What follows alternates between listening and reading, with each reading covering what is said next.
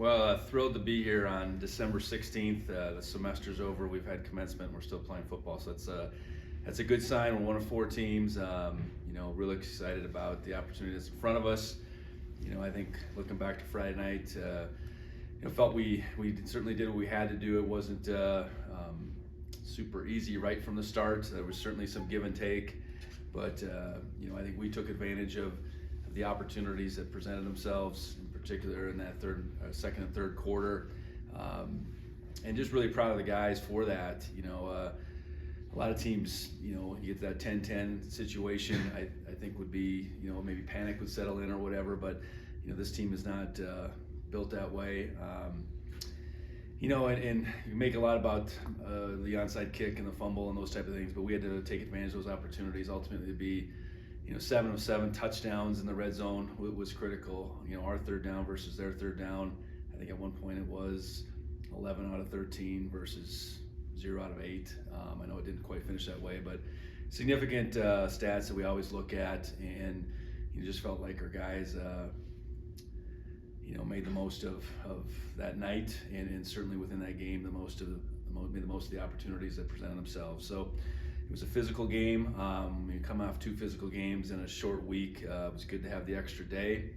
Obviously, got a chance to see South Dakota and Davis play on Saturday and how that unfolded, and then got to work on South Dakota. I think South Dakota's a really good football team. You come out of that league and you're a tri-champion, I guess. They all beat each other once. The way that played out, and that's a huge credit to them to become a piece of that, to get a piece of that. And Coach Nielsen is a longtime head coach who's had a lot of success for the course of his career, and he's built this over the last 9 years into a program that's right there with the 2 schools that have really dominated our division over the last decade plus. So credit goes to him for continuing to build it in such a fashion. You look at their team. I think they're a very good team, meaning they don't have to lean on offense or defense. I think they're good on both sides of the ball. Offensively, really balanced. Right around 220 a game, both rushing and passing. 2,000-yard rushers, and 2 different styles of backs between Pierre and Tice. Ian Bauman's very efficient as a passer, and he's got a lot of guys to throw to at the same time. Really good receiving crew, a good tight end Galbraith that they brought back this last week. They throw their backs, so really balanced offense, and one that will certainly have our hands full defending. Then on defense, they've been really good at stopping the run. Just over 100 yards a game on the ground, and then they can get after the passer, led by Grace, who's got, I think, about 19 TFLs and just about 10 sacks. I think was the defensive player of the year in the Missouri Valley. So, and they play a bunch of guys, really good linebacking crew, good safeties. They fly to the ball. They make it really hard to do what you want to do. And they've, you look at those 2 games, the South Dakota State, the North Dakota State games, very low scoring, competitive games that, defense won the day, I think, in those 2 games. And, they're certainly right there in those games, one at the line of scrimmage, and that's where it starts for them, I think, on both sides of the football. Very good offensive line, and then a defensive line that can certainly hold its own. So we'll have our hands full. We look forward to it, though, an opportunity to play one more game here to close out our home season. 9 home games. I don't think it's ever been done before, so excited for the 9th, and the most exciting and the most impactful crowd that Bobcat Stadium has seen this year. I know we'll need that. Unfamiliar territory for South Dakota, so we want to make them feel our crowd throughout. And our crowd had a big impact on Friday night and has throughout the season, and obviously we will need that come Saturday. So with that, I'll open up to questions. Hey. Any update on Scotcher or Rohan? Yeah, everybody has a chance this week. That's why we put the depth chart the way we did. I think they were both game time decisions on Friday night. And who knows, maybe a Saturday game maybe gives one or both of them a chance. So I think early in the week, like where they're both at, and the chance that they'll have this weekend. With that being said, really didn't sustain anything new, so it's really the holdovers, the those two guys in particular that we're looking to get back and be as strong as we've been, at any point in time here in November, December. South Dakota showed multiple fronts in that game on Saturday, but do they like to do that, or they kind of stick to one? Well, I think they're a 4-down by nature team. They do stand Grace up at the outside linebacker. I know they refer to him as a rush linebacker, but he's a defensive end in all intents and terms, I guess. So, they have the ability to mix it up. I think they are good because they know what they want to do and they do it really well. They don't try to do a ton of things. They're good in coverage. Their safeties really fly to the football. So been really impressed with their defense and having gone back, I watched the night they played South Dakota State. Was really impressed that night, and knew that if we had a chance to play them down the road, it would be, one of the better defenses we certainly would see. What impressed you most about that South Dakota State performance? Well, they made it really hard on South Dakota State that night, and as it got into the later part of the game, I mean, they were ultimately felt like they were in control. It didn't work out for them. It goes to overtime, but I think to go to Brookings and be able to play them that way, I think that in itself was impressive.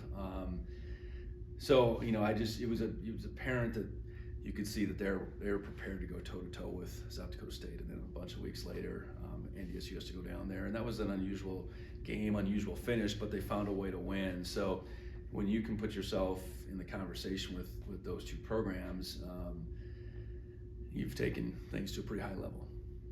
I guess speaking of finding a way to win, South Dakota, their last few games, they've had to find several different ways to win. I guess what does that say about their team holistically? Yeah, I think they're a team that plays complementary football for sure. I know they've really benefited from the takeaways the last two games. Getting 6 against Davis, that's almost unheard of. And you could hear it in the post game. There was no worry they were going to pick each other up, because I know they turned it over 3 times offensively as well in this past game. So I think there is a sense of confidence. Games, I'm sure, like the NDSU game, last regular season game of the season, where they found a way, it seemingly against all odds, to pull that one out. You build out of that type of game, and then you get in the playoffs, and it really, that sense of belief can really catch on like wildfire. So I think that's definitely where they're at. They're also good in special teams as well. So they have a team that much like us, you want to be good on both sides of the ball. You want to be impactful in the special teams, and that plays this time of year. So there's a good reason that they're still alive. You mentioned Bauman earlier, just his efficiency or consistency. I guess what stands out about him as a passer, just that leave that offense? Yeah, I've known Aiden for a long time. Recruited a tight end out of his high school the year before when Aiden was a junior, and Aiden's dad Todd was the coach, and so I had watched him a lot as a high school player, and he committed to Iowa State at that time. So, really talented, big athlete, was what he looked like as a high schooler, and this is the first time I've really had a chance to watch him intently as a college player. But really strong arm. He's got great size. He's got a quick release. Son of a coach, and his dad Todd was an NFL player as well. So, he's got a really good football mind, it appears. Commands their offense, makes good decisions. So, he's definitely the one that drives it for him offensively. He's got a lot of weapons around him, but without him playing to the level he is, they wouldn't be having the success they are.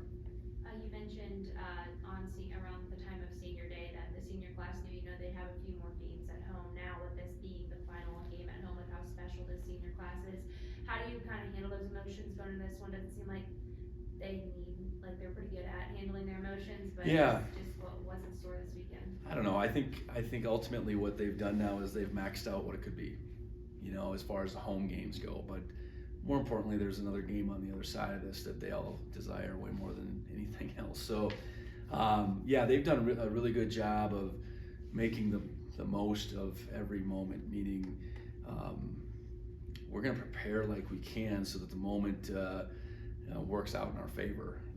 I think that's what I really think this group has going for us. They don't I think they know the gravity of the situation for sure, but they don't let that weigh them down.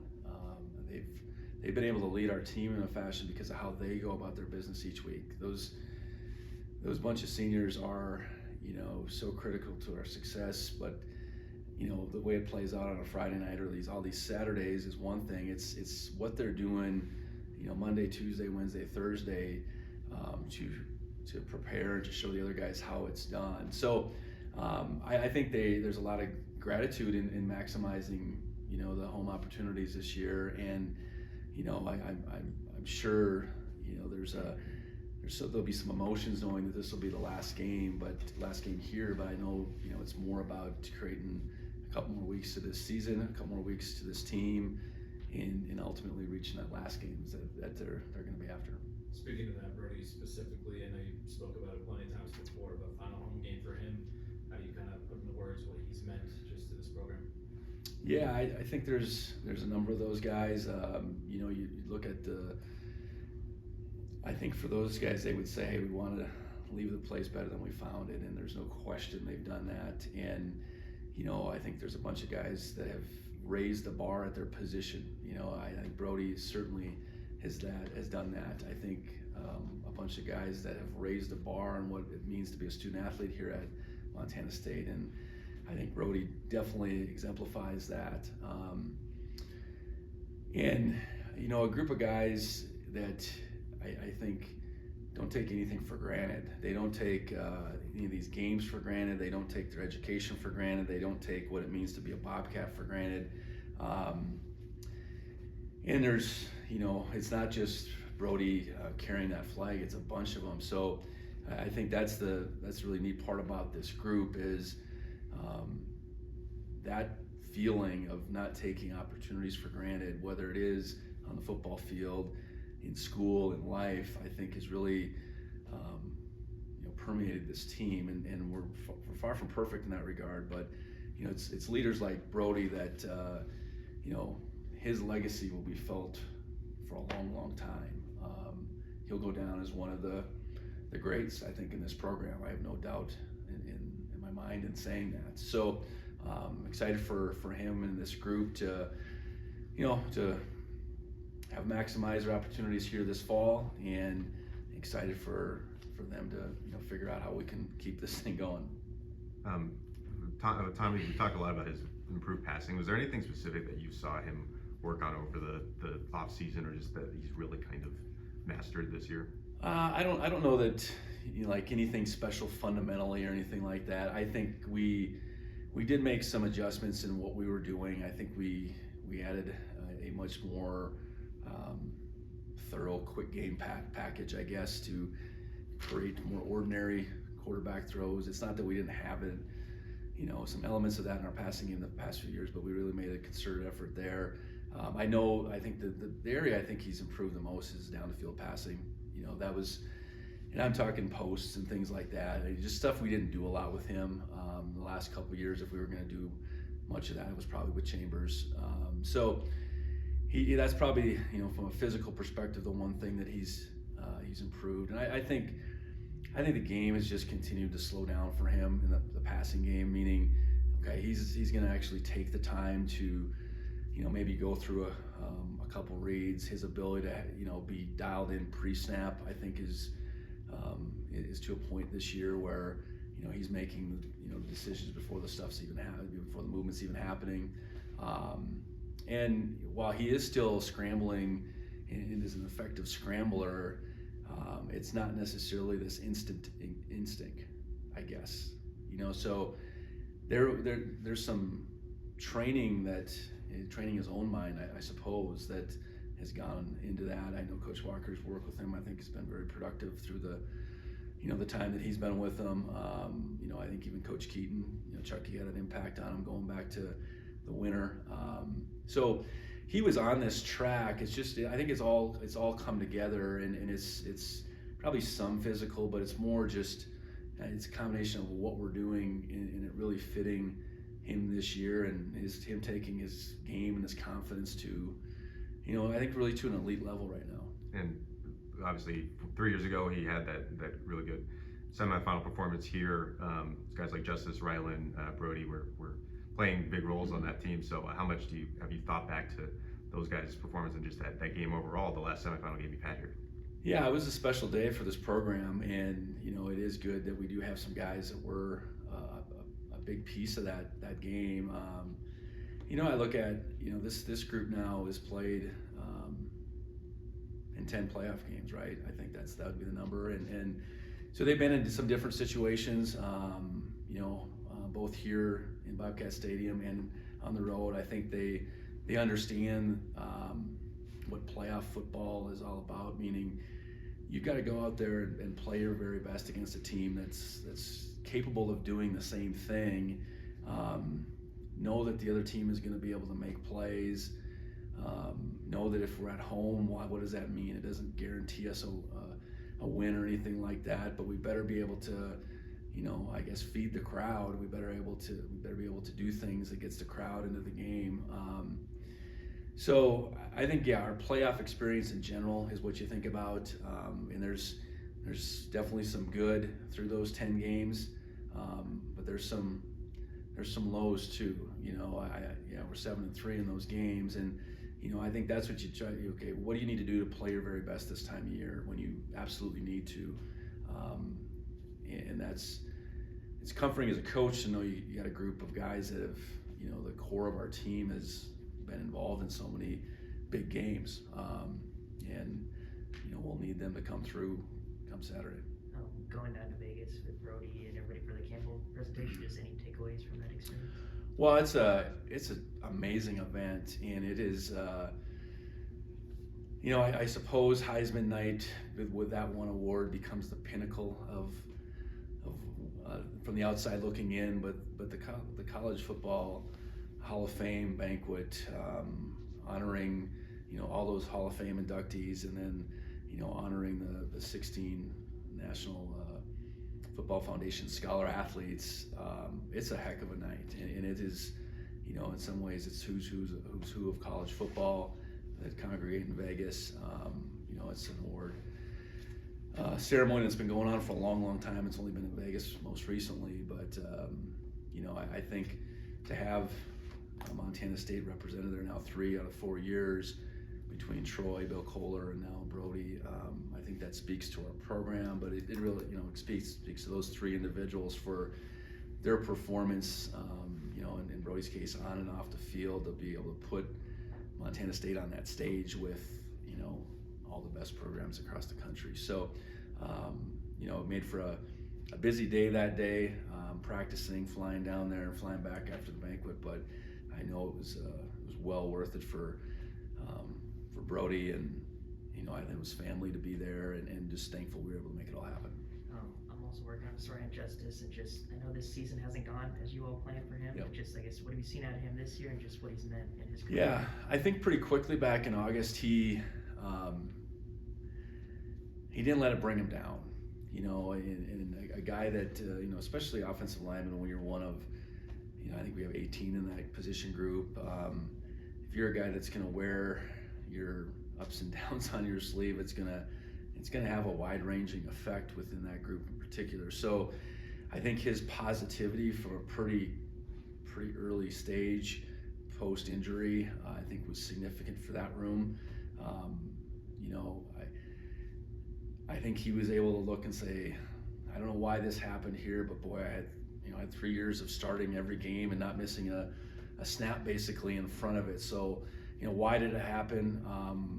I can't worry about that. I'm going to do everything I can to put myself back in position to be a part of this. And he's done that. I know coming back and playing offensive line is challenging in its own right. His injury has made it a little bit more challenging to come back. He's come back and he's played now in the last 3 games in some fashion. I know he's ready to go if we do need him. So I think I've just appreciated his attitude, his mindset, how he's carried himself through a pretty difficult time. I know he was on track to,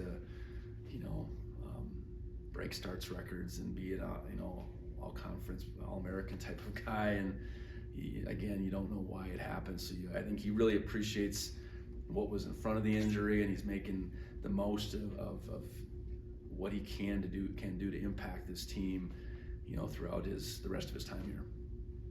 We just go Can ahead. you maybe speak about Bobby Daly's role and kind of what he means to this team, being kind of a legacy player and a guy who's been around the program as long as he has been? Yeah, I think when I got here in 21, Bobby had just coached the one season in 19, but had been a part of the program, or been back to the program for a couple years, and it was really easy to see that this place meant so very much to him.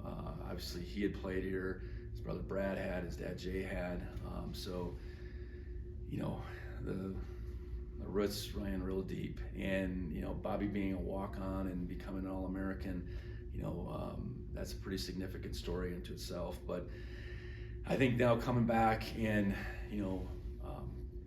becoming a coach, you withstand a coaching change. I guess we changed systems. I felt like Bobby really adapted well that first year into a new system. You look at the success of our linebackers through the last 4 years. We've had all conference, all American level linebacker play, and that goes, credit goes to those players, but certainly a bunch of credit goes to Bobby. Quickly after I got the job, he transitioned into being the lead Montana recruiter, and it goes without saying, I think we've done a really good job in the state recruiting, and a lot of credit goes to his efforts. I think the high school coaches really, they know Bobby and they trust him, and the way he communicates with them is a big part of our success in state. And now becoming a coordinator in year 4, he's taken our defense to another level, and there's a bunch of components to that. It's bringing that staff along in the off season, going back to the winter months, making some subtle tweaks to all that we were doing. You're working with a group, a bunch of those guys he'd worked with, and Jody he played with. So you go from being, I guess, on the same line as some of those guys to now you're the coordinator, you're the voice in that room. That's not always easy, but he's done a really good job of leading them, but also listening to them at the same time. I think our players, it was easy for them to gravitate to Bobby being in that new role, going back to the winter, but he's got to also then execute those relationships with the players beyond the linebacker room. So I think he did a really good job going back to the winter and the spring with that. And then as we've gotten into games, as a first-time play caller, I think what I see is we're very prepared each week. Our guys know what they're doing. I think we change our plan up enough each week to present some challenges for the other offense. But then in games, I think he's been really forward-thinking, meaning we're not going to make every play. Good example on Friday night, we give up the long pass, and it happened. Okay, now what do we got to do to move on? Or even in some sequences where we might give up a long run or something, it's always moving forward. And that positivity, I think our guys have really fed off of that. So he means a lot to this program. This program means a lot to him. This coming from Helena over to MSU, his story means a lot to him, and he's able to articulate that very well. So our success, Bobby's certainly a big part of that this fall, and he's been a big part of our success over a long time with this program. There was just a Penn State backup quarterback who entered the portal despite being in the playoff. There's a lot of coaches have talked about kind of different philosophies with trying to handle that at this point of the year. I was just kind of curious if you have any thoughts and Yeah, I do. The portal opened the 9th, and our season was done 2 weeks. Our regular season was done 2 weeks before that. So fair to say we've had ongoing conversations about just trying to get out in front of this complicated time. There's 2 weeks here where guys can go on visits. Then there's 2 weeks where they won't be able to, and then schools are starting, and there's some time on the other side. But just let's be transparent. Ultimately, as a coach, I want what's best for our guys, and there might be a scenario here or there that the opportunity beyond Montana State might be best for them. And there might be situations where guys' role on our team isn't exactly what they're looking for, so they might be after something a little bit differently. So let's have an open conversation about what that means. I do think I do think each situation is its own, and should be handled as such. I think as a head coach, you'd be making a grave mistake to say this is the hard line that we are just working off of, because this time is not ideal. So it's lived in the FCS world for a little while. It's a little bit of a new world for more FBS teams this year. Is it right? I don't think so. But the calendar is dictated by our academic calendars, not our football seasons.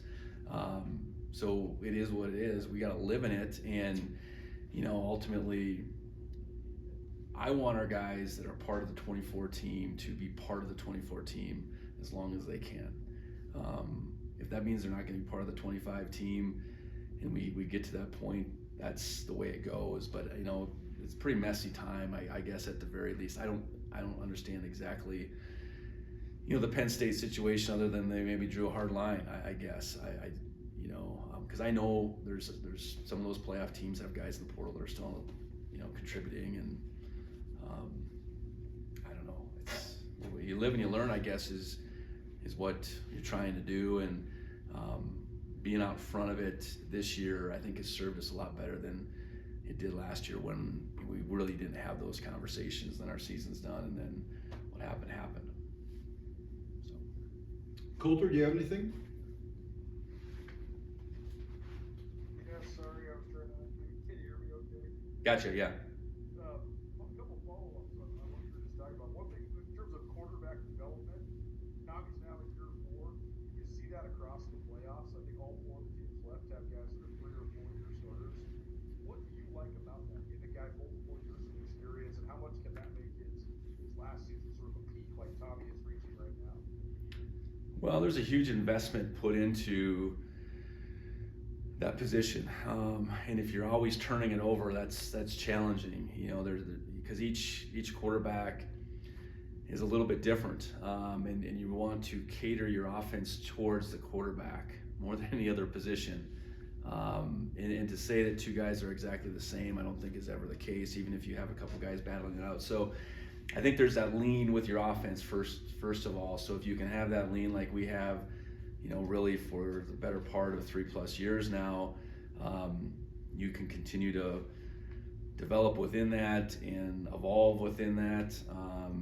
And then, it goes without saying, the reps that Tommy's accumulated over time, they all add up, and the experience is, different than any other position. A game is the true tell. A lot of guys can go out there and sling it around in 7-on-7. They can be protected in we wear gold jerseys at practice and make it look like football. But when you're out there and the bullets are flying and those guys in the other jerseys can tackle you, it's a whole different world. So game experience, I think, at that position is so much different than any other position, and it accumulates the better. And I do think especially if you can lean into a guy and continue to see him grow, what he can become at the end of it is something pretty special. It doesn't mean you can't win with a 1-year starter. It doesn't mean that at all. But it's certainly more challenging, and your offense takes, I think, on a little bit different form if you're living in a one-year mode. Because 6 of the last 8 teams this year were teams with multiple year starters, and then you also have Idaho with Jack Lane as a sophomore. Do you think it's kind of a blueprint or like an indicator for teams moving forward that maybe going and getting a fancy Power 5 quarterback isn't the way to do it in the FCS? Well, I think that's true. I think sometimes you don't always have that good fortune to say, okay, Tommy Mlott's leaving. We have it all figured out beyond him, I guess. You'd absolutely want to develop from within. you'd want to, if you are going to take on a transfer, you maybe want to take it on a transfer with some years. No matter what, though, whether it's a guy that's coming up through your system or a guy you bring in, they got to fit, and they got to fit when the time is right for the time is up for them. You know, when it's their turn, I guess. So, yeah, I don't know that it can't work either way necessarily, but that position is the most difficult to play in sports. It's the most important position on a football team. Rarely at any level do you win without good quarterback play. So we're all after that, and how that person fits within your team and how impactful he can be in the off season is significant too. I think that's the stuff that doesn't go seen a lot. So we all, yeah. I mean, I think it's a predictor for success. It's not the absolute, meaning a guy that grows within your system, but you know, I think we're really fortunate. We're reaping the benefits of a guy that's, you know, he's done just that. He's developed. He's become something different. He is playing at an elite level right now, and for us to be in this position, we wouldn't be here without the way Tommy's played. In terms of just the rise of South Dakota as a football program, do you feel like just being in the same ecosystem as two of the premier programs in the FCS has sort of pushed them forward? Yeah, so I was at NDSU when South Dakota came, I guess, back to us. I don't even know what year that would have been, probably 11 or something like that. So they in North Dakota were behind South Dakota State and North Dakota State. Not only with the transition to 1AA FCS, but then also the move into the Missouri Valley. And they were ahead of North Dakota. They got in, again, whatever year that was, it was somewhere in that, I think 11 is what if I recall right. And they were behind in that stretch, you know, and I think they're really fortunate to get Coach Nielsen to come in. And you know, I think his championship background and mindset and commitment to that program, alongside, you know, being right there in the same state as the Jackrabbits and, you know, a state down from the Bison, I think is you know, it's those types of things. Obviously they've chosen at the University of South Dakota to invest. I would guess, you know, you look at the way the Dakota Dome looks now. I haven't been in there for a long time, but it looks a lot different than the last time I was in there. I know they built a basketball facility. I mean, they've just done things at that university to continue to move forward, and I'm sure in large part because their in-state counterparts were doing the same thing, and you know, they didn't want to stand by just watching all that happen. So credit to them, you know, credit to them for not just being comfortable being second fiddle. And you know, they're in a place right now this year where they're, you know, tri-champions of that league. And I'm sure if you'd asked a lot of people even a few years back, they probably wouldn't have seen that coming. Another one, I know Slim asked you about Bobby Daly, but I wanted to ask about Sean Howe. Two questions. First of all, what have you thought of sort of the relationship between Bobby and Sean and sort of their collaboration on that defensive side? Well, that's been really important, and you know, they've worked with me for all 4 seasons. They were, I think, both guys that contributed significantly our first 3 years, whether Freddie was coordinator or Willie Mack, and you know, ultimately in moving forward, you know, when hiring from within, only one guy was going to call the plays, and made the decision to go with Bobby. And I think there was an understanding that those two had to continue to, more so than ever, work together in leading the charge and what we were doing through the course of the off season, during the course of any game week, and then, you know, how we function on game day. So, you know, I appreciate them both for, you know, understanding how I set the roles, I guess, and then you know, putting putting their egos aside and working together so that our defense could take it to another level. Without, their willingness to, I guess, follow my lead and how I sorted it out, we wouldn't be in the position we were. And I said it back when we made the decision to name Sean the co-defensive coordinator. That's a real title in my mind, especially when we're talking about how we operate outside of game day. And I think he's taken to that, and Bobby's allowed for those, those opportunities for Sean as well. So pleased with how it's worked out, and just fortunate to have had both those guys on staff now for the 4 years I've been here. And you mentioned Bobby's love of the program and his legacy within it. Sean comes from sort of an outside lens, right? And having worked in big time places, worked with guys like Monty Giffen. So how much do you think that sort of accentuates each other, with Bobby being the sort of in-house homegrown guy and Sean having been in some of the best programs in the country? Yeah, I think sometimes with like Sean's experience, I think your access to a different point of view, different people in the business, I think has been there. I think Sean's experience within this relative system is deeper than Bobby's. So, I think being able to call back on the way they did things here, the way they did things there. Sean worked with Scotty Hazelton, who I go way back with, and getting Scotty, involved, I guess, with even a relationship with Bobby this past off season was big. But then, I think it's just that. I think trying to always find the best way to do things is what both of their experiences, I think, bring to the table. And again, how well they work together is a credit to both them as individuals. And I think at the same time, yeah, Bobby's got deep ties here. He's, as deep as anybody. But at the same time, Sean, I think I feel the same way for him, meaning this isn't just a flash in the pan in his career. I think he's really enjoyed this opportunity to be here. He'd moved around quite a bit, so I don't know it for a fact, but I would guess this is his longest stint at a place. And I think he takes a great amount of pride in our success here at Montana State. He's really poured into our players in this time that he's been here. And that's what you really want when guys are here as coaches, wherever they come from, that this is where they're at.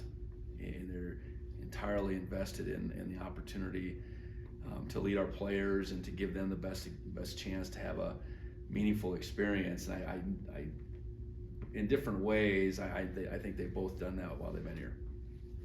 And last thing for me, the defensive line, just the level they're playing at right now, and their ability to sort of overcome the Blake Smith injury, and just how many guys have been able to be game ready.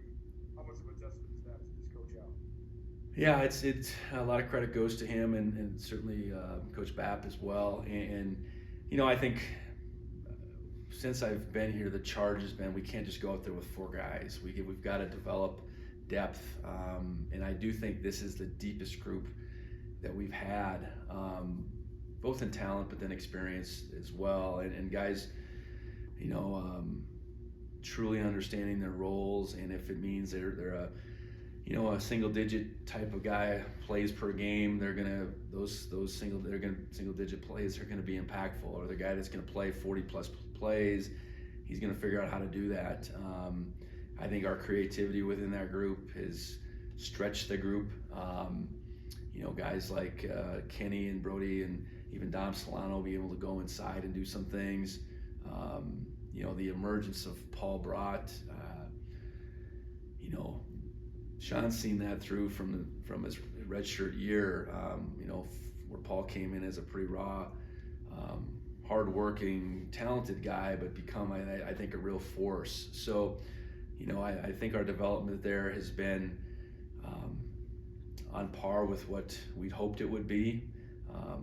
And, just like on the offensive side, our success, begins with that group, and the discipline they play with, the effort they play with. And, right now I think we're playing at a pretty high clip. Anything else in the room? Somebody asked me about Drew Polidor. Is there anything injury-wise with him? Or? I think he, like, tail end of the game, I think it was a long game for him, so. Okay. After practicing That's what today, I I thought, guess, so that's, yeah, you know.